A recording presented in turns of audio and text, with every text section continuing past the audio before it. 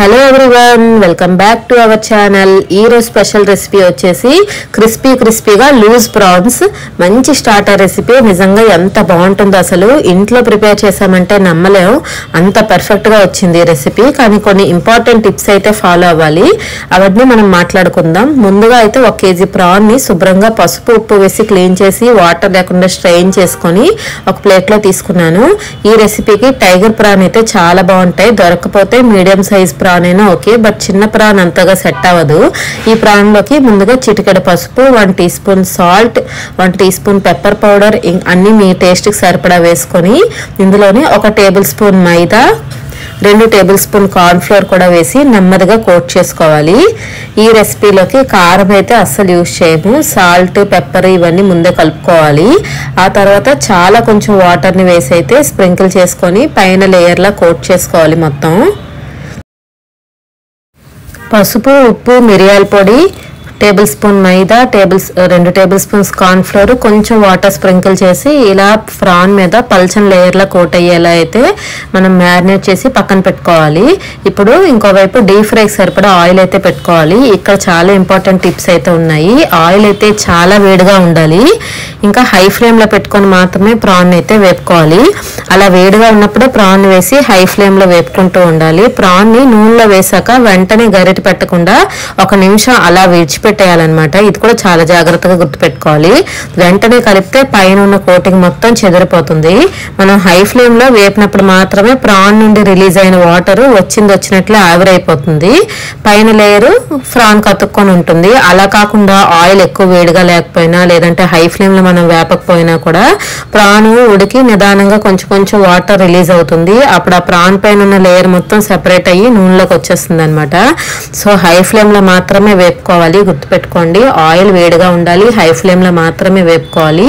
PRAN వేసాక ఒక 2 నిమిషాలు అలా విడిచిపెట్టేయాలన్నమాట. వెంటనే గరిటె అయితే పెట్టకూడదు.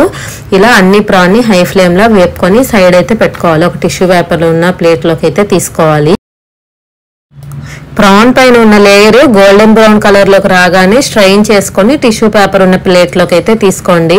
ఇలానే అన్ని ప్రాన్ వేపుకొని పక్కన పెట్టుకోవాలి. ఇంకా చిన్న ప్రాసెస్ ఉంది, బట్ ఈ ప్రాన్ కలర్ టెక్స్చర్ చూసి ఇలానే సగం ఖాళీ అయిపోయాయి అనమాట. చాలా టేస్టీగా ఉన్నాయి. కానీ నేను రెస్టారెంట్ స్టైల్లో చేద్దాం అనుకున్నాను కాబట్టి ఇంకొంచెం ప్రాసెస్. ఇంకో ప్యాన్ లోకి ఒక 2 టేబుల్ స్పూన్ ఆయిల్ వేసి బాగా వేడెక్కనివ్వాలి.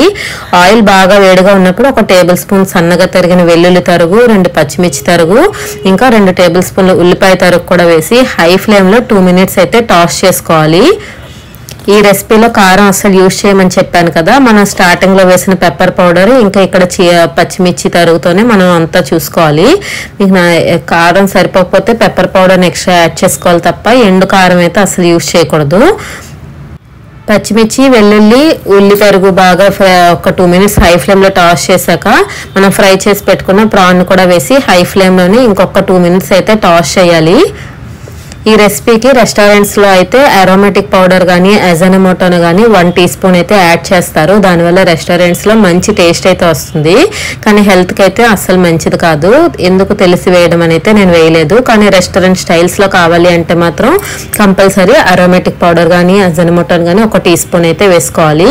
ఇంకా చివరిలో కొంచెం సాల్ట్ సరిపోలేదేమో అనిపించిందని సాల్ట్ వేసాను, కానీ ముందే అడ్జస్ట్ చేసుకోండి. ఇంకా మన దగ్గర చిల్లీ ఫ్లేక్స్ ఉంటే కొన్ని యాడ్ చేసుకోవచ్చు. చివర్లో స్ప్రింగ్ ఆనియన్స్ కానీ కొత్తిమీర కానీ స్ప్రింకిల్ చేసుకొని జస్ట్ 1 మినిట్ అలా సాట్ చేసామంటే టేస్టీ క్రిస్పీగా లూజ్ ప్రాన్ రెసిపీ అయితే రెడీ అవుతుంది. టేస్ట్ అయితే చాలా బాగున్నాయి. తప్పకుండా ట్రై చేయాల్సిన రెసిపీ.